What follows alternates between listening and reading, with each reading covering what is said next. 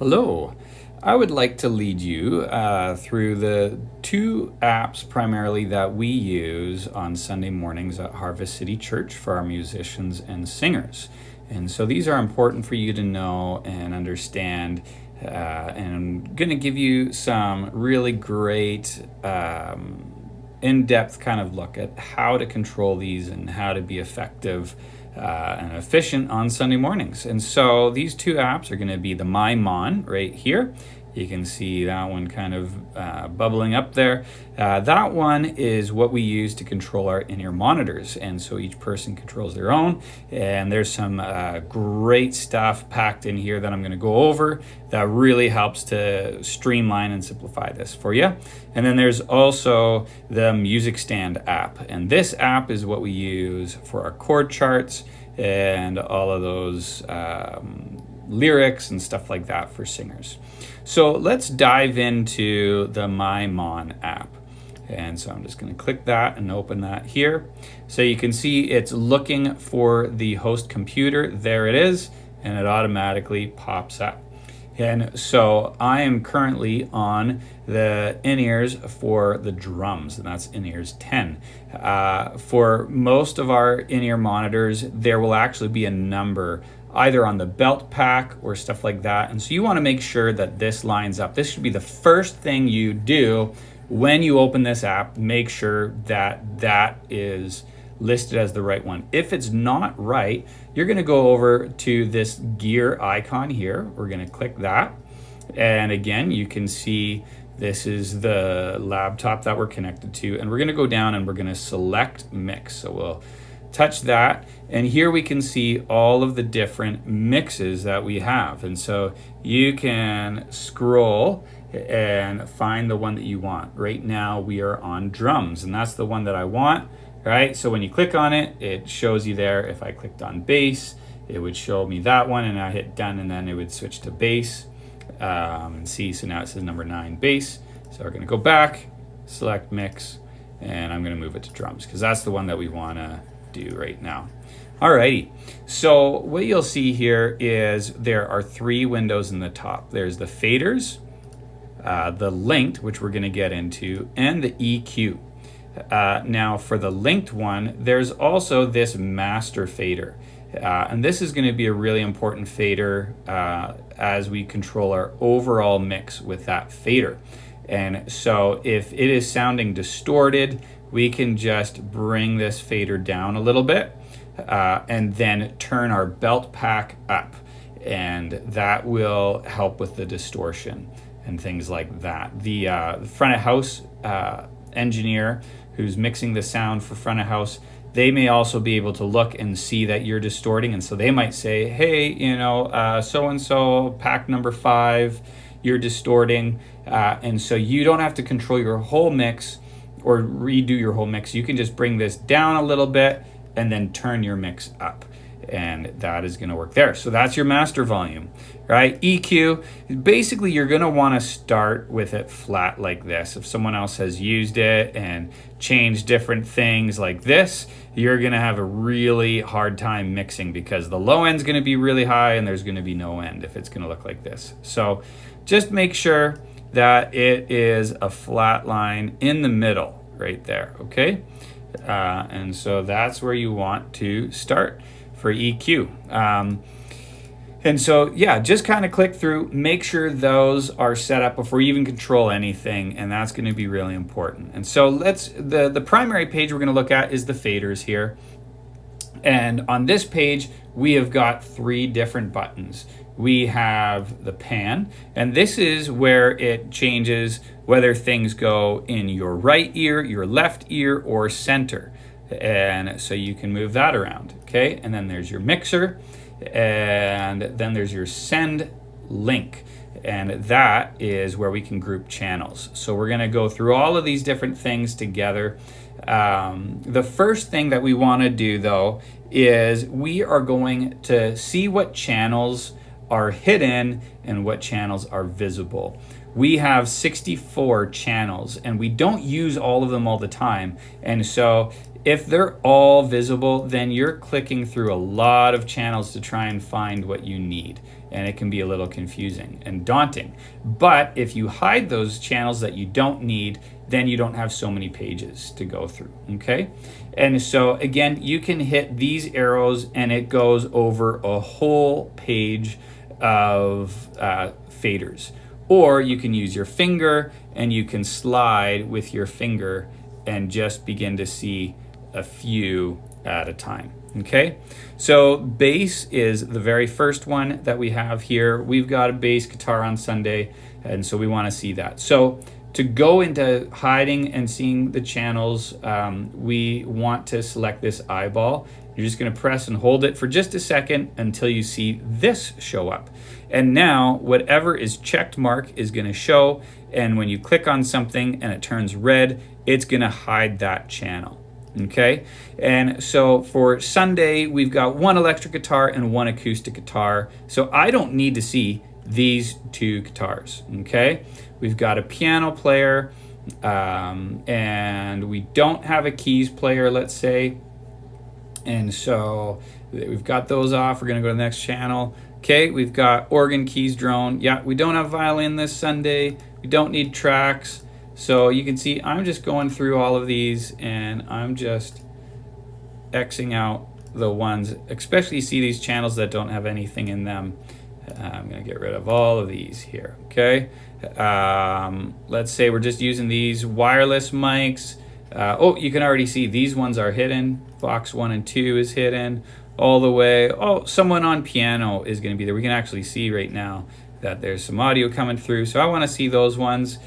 These ones we don't need, and so we're just going to keep going along, okay? Video, that is when the video announcements play, stuff like that. FOHPC, that is where the pre-service music and post-service plays. This is just an extra auxiliary, a couple extra auxiliaries. The crowd mic, this is a really nice mic to have, just to even hear a natural reverb from the room. And also, sometimes you can hear people singing if they're singing out. So I like to have the crowd mic on. This is the drum talkback mic, the MD or music director, their talkback. Unity, which is our production team, they can actually be talking into our ears if there's a cue that we need to know from off stage. So those are important ones to have as well. Click, guide. Lots of times we have click. Guide is only really if we're playing to track, so I'm going to get rid of that one. And then I don't need all of these. So this is what you should be doing right when you come in Sunday morning, and get this all set up right away. You don't have to wait until sound check. As soon as you know what spot you're on. So yeah, all of these groups, I don't need any of these groups. You won't need those. You can deselect them. The effects, you're gonna want these ones, okay? Room effect, this is a reverb and a delay for the drums and the drum pad. Okay, so all of those you might want and have a little bit. It just helps it sound a bit more natural and not so dry and like the drums are right in your head for the drum mix or your voice. It just helps it sound less like you're wearing in-ears and more like you've got some stuff there. So then we've got sometimes the other in-ear monitors. You can see their mix. So we want to make sure all of these are off, okay? Yeah, actually you can see, I'm just looking here, that the piano, synth, and electric guitar, those are actually turned on in the drum mix. I don't want that. So I'm going to click OK for a second, and we're going to go over, oops, sorry, let's go back. There they are. I actually want to show them for a second. Just click OK. Okay, they're all turned off. That's good. I'm going to even actually just click the on button. Now they're fully turned off. So even if the fader accidentally, oh, look at that. If the fader gets turned up, it's on.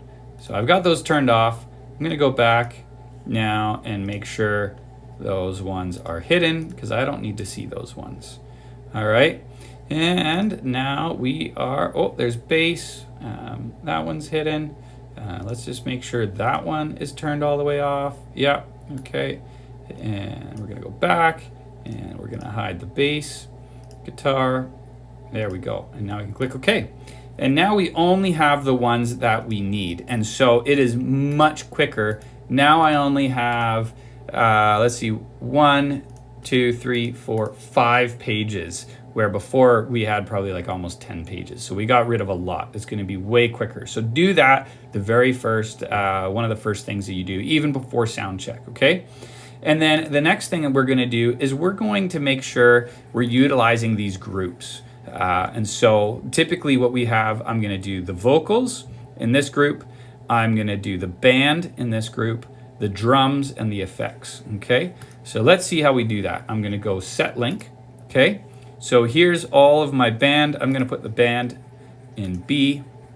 You noticed a little glitch there. Sometimes it disconnects and reconnects. So these are all the band channels, okay? Now these are the drums. And so I just keep clicking. And channels can only be in one group. So if you notice, if I put this in B, it takes it out of C. So it can only be in one group, okay? So all the drums I'm gonna have in C. There we go.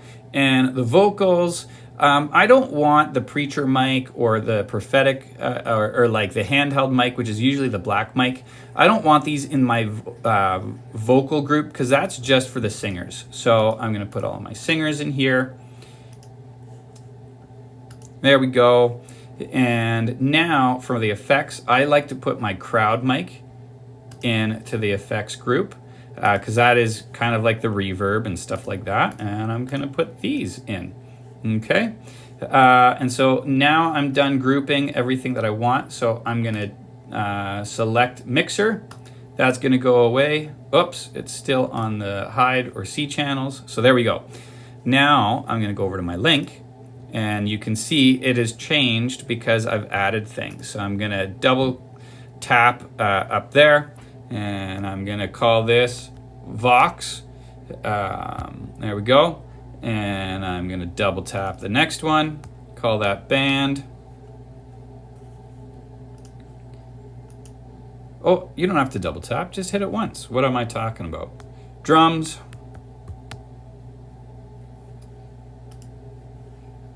And effects. There you go. So those are in. And so now, if I have a good vocal mix and maybe I just need a little bit more vocals, I can turn it up or I can turn them down. I can turn the whole band down. I can turn all the drums down at once, right? And that's gonna help me a lot. Okay, so you're gonna also notice when I am moving these faders up and down, there's a little white line and it only lets me go to that white line, right? And I can't go above that, or I can't, bring it down anymore. And this can be even more drastic because what it is it's kind of averaging out all the faders. So let's use effects, for example, here. So I'm gonna go back to faders, okay? And we're gonna go over this way. See where these ones are lower, these are higher, right? So if I bring these all to the same volume, okay, and then also my crowd mic is in there, and I bring that to the same volume. Now, when I go over to link, notice that white line is much closer to there, right? So it just is acknowledging that, there is a different level of mix. And so when I turn it down, it's saying, okay, that one fader, we assumed you still wanted in here. That one's all the way down now, kind of thing. So then the white line's on the bottom. So then what we're gonna do is we can go into the faders and still control them the way we want. Maybe I want a little less crowd and a little bit more reverb, a little less delay. I'm not so worried about the drums and the pads. Actually, I like the effects on the drum pads. It doesn't make them sound so in my head. So yeah, now I've got that little line there, okay? So having those groups is really gonna help. And finally, what we wanna do is we're gonna pan different instruments and stuff. Panning is really important, and what that does is it actually helps your in-ears not sound so loud, because instead of everything coming equally out of each headphone, when you begin to split it up, it allows your brain to hear things more isolated and without it having to be so loud. So I'm gonna now go into pan. And so yeah, I've got like the bass low. You can see this little line here that's a little longer than the other lines, that is center, okay? And you can even see right up here, as I change, there's a little number that shows up, right? So now it's increasing more and more to the right. It's all the way to the right now, right? 45 all the way to the right, minus 45 all the way to the left, right? So when it comes to 0, it disappears, and now it's it's right center. Okay, so yeah, I'm gonna throw this a little bit right, this one a little bit left. I might want my acoustic guitar, depending on where they are. Sometimes I position them based on where they are next to me, right? So electric's over here a bit, acoustic's over there, piano I've got over, organ and keys, right? So this is already actually done quite a bit for us. The kick, same thing. I'm gonna pan these just a little bit, even though it's 2. You don't want to be drastic when it's the same instrument like the kick, but I'm just gonna give them a little bit of a pan, right? Same with the snare. I'm just gonna pan it just a bit, just to make it sound like there's a little bit going on in the room. You're not always hearing stuff center. So hi-hats, that was a little bit too much for me. I'm gonna bring them a bit more in the center. Rack tom, I'm gonna move a little bit over here, bring the floor tom in a little bit more maybe.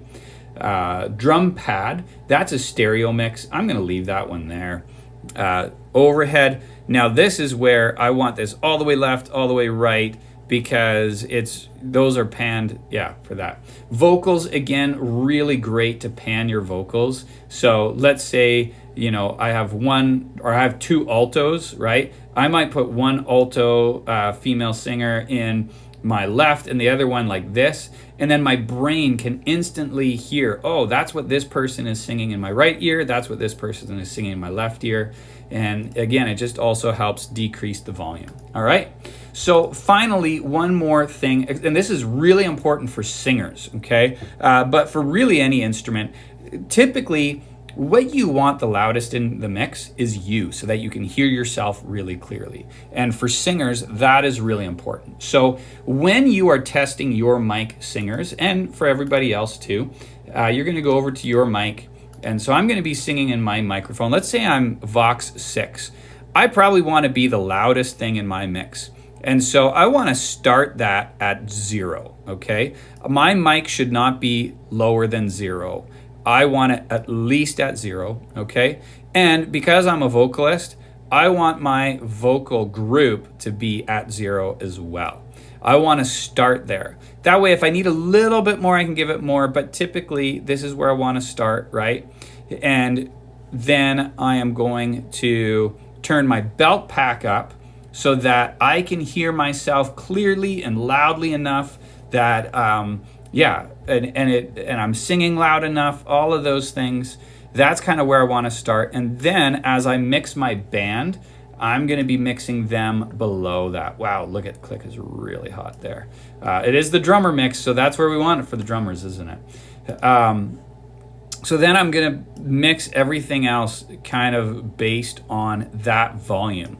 And if, again, I'm mixing and everything's sounding really good, but all of a sudden I'm starting to lose my voice. Now the band is too loud and I can't hear my voice enough. Instead of turning my voice up, the first thing to do would be to bring the band down a little bit, okay? And see how that fixes. Or the drums are too loud. Now again, this is the drum mix, so he might want a little bit more.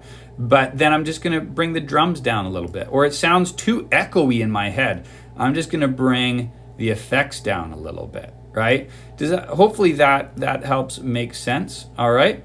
And so we're going to cut this off as part 1 of the video, where we're just focusing in on the monitors for this app. And next video, we are going to look at how to use Music Stand. And we're also going to look at how to split view so that you can see both at the same time. This is such a lifesaver. It's really nice when you're having to mix both. So hopefully that helps. Otherwise, make sure you reach out to someone in rehearsal. Ask questions. Stop the rehearsal and just say, hey, I can't figure this out. We would rather you do that than to suffer and not have a good mix or not know what's going on, or to back off on what you're doing because you don't have a good mix or you don't know what you're doing on your iPad. But hopefully this really helps launch you in the right place, and we'll go from there. See you soon.